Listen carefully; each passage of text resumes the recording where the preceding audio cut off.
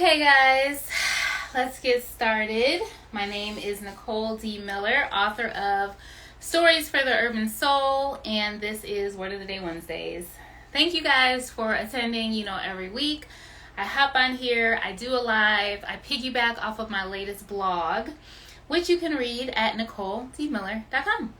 So the latest blog post is called A Time to Heal, inspired by Ecclesiastes 3. I can't remember the second part of that verse, but you can look it up on my blog. And if you've read the blog, then you know I am in a healing season. If you haven't read the blog, you need to read it. But basically, I talk about how I'm just the go-getter type, right? So I just go full speed ahead, 100 miles an hour. And the problem with this type of mentality and function, you're not even aware. You're not even aware that you're going full speed ahead, that you're going at 100 miles an hour, and that there's anything wrong with that. And honestly, I don't even think in general there is anything wrong with it per se. I would just say you need to slow down in certain seasons. Now, a lot of you have been following me and following my journey for a while. So I was supposed to learn this lesson when I sprained my ankle. I want to say last year, but now that it's 2023, Happy New Year, by the way. It's probably a year and a half ago at this point, where I sprained my ankle, fractured my foot, tore all the ligaments, tore all the tendons, was in rehab for 8 months. It sounds bad, but it didn't start off that way. It really only started off as a fracture, and because I didn't slow down and I didn't tend to it the way I should have, and I just kept going full speed ahead, it got worse. So I was on crutches, I was on a knee rollator, boot, all these things. And I blogged about it around the time, and I shared I know God is saying I need to slow down and I need to, rest and da-da-da, it's humbling. However, somehow I reverted back to the go. And I think it's hard because I do feel like I'm in a season of go. Being an entrepreneur, being an author on the rise, having a publishing house, doing all the things. I feel like I'm called to these things, but I think what I'm learning is that there are seasons for everything, and you need to be sensitive to where you are in that season of rest and recovery. So, interestingly enough, after I healed from my foot injury, I started having a lot of back issues. Now, I've had lower back pain for years and had started going to a chiropractor about it. Guess what? I got injured in my foot, so that took precedence. But interestingly enough, once I started walking again, because remember I said I had stopped walking, I started having back pain again, and it got progressively worse, because I'm not going to lie, I still was ignoring it.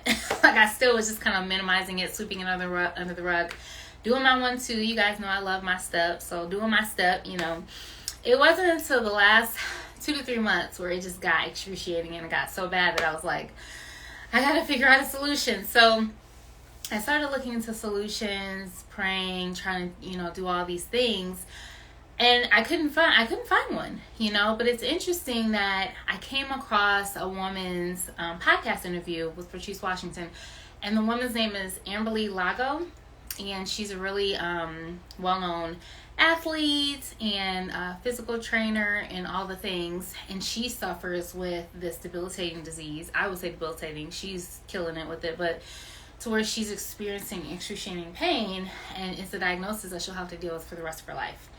So I listened to her book, and it was so encouraging because, she talked about similarities that I had on a way, like mine was on such a smaller scale, but hearing her story of her overcoming these things I could relate to was like so encouraging for me in finding my healing, and really motivated me to drink less wine, which is something that definitely increased during my pain levels.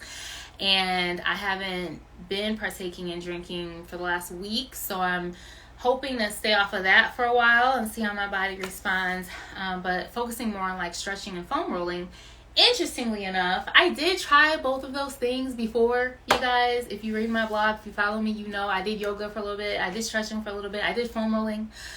But I think because I struggle with patience, okay, I admit I am a patient struggler, which Amberly is as well, so I related to her in that. But I think I didn't give it enough time, and for some reason, this time around it is working. So I would say like my pain levels were at like an 8, 9, 10 over the holidays, and I feel like they're at like a 2, 3 now, which is phenomenal. And it really has been from the stretching and the foam rolling. But I also see a masseuse who's amazing. She's so great.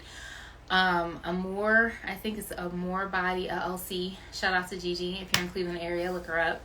I literally fall asleep while I'm on the table. That has never happened to me before. I didn't even appreciate massages. I told one of my best friends, she knows this. Every time we would go, I just would never go. I would think it was boring. It just didn't seem valuable.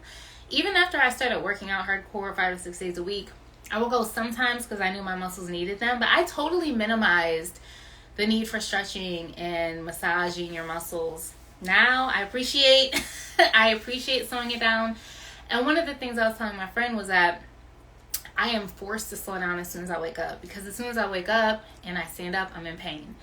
So before, my mindset was, you wake up, okay, Nicole, what are all the things that need to be done? And I start getting to it. I gotta work. And before, I would just like push through the pain, do these things to kind of try to minimize the pain, but still be in pain. Now it's like, you have to stretch, you have to slow down. As soon as you wake up, you have to slow down in order to relieve the pain and receive some comfort. And I just feel like it's God's way of showing me like, this is a need. So I'm sharing my journey with you guys in hopes of you finding any solutions that could work for you with your physical ailments or any struggles that you've been having. And I think it's important for us to remember the need for rest. Even listening to Amber Lee's book, she's like this super athlete, and she actually lost her leg, which is even more admirable that, you know, she's still doing her one too, working out and training people, and she's a speaker and influencer and all the stuff. But she said, you know, athletes know that they need to do rest days. You know, they don't just go with their workouts. Now, I was one of those people that did work out 5 to 6 days a week. But still, it's like listening to your body, and if athletes know that they need to rest, like we should know too, right? So I'm even reminded, like, God rested on the 7th day, you know. And I've said all these things in the past, you guys, but I'm in a place now where it's like I have to start out my day with slowing down. And so I feel kind of caged in that way. But it's teaching me the value of rest. It's teaching me the value of taking it slow, of being kind to my body, of self-care, and of recovery, of the need for recovery. And I am recovering in a few different areas of my life. I'm recovering emotionally and physically and mentally, and I'll talk about that more down the line, but definitely a need for recovery is where I'm at. So I don't know if you guys have any words for New Year's. I wasn't trying to have no words, I'm not gonna lie. I'm just like one day at a timing it. That's where I'm at, because I've had words in the past and they ain't here, they ain't come to pass. So wisdom to me is like focusing on today, let tomorrow worry about itself. Of course I have goals.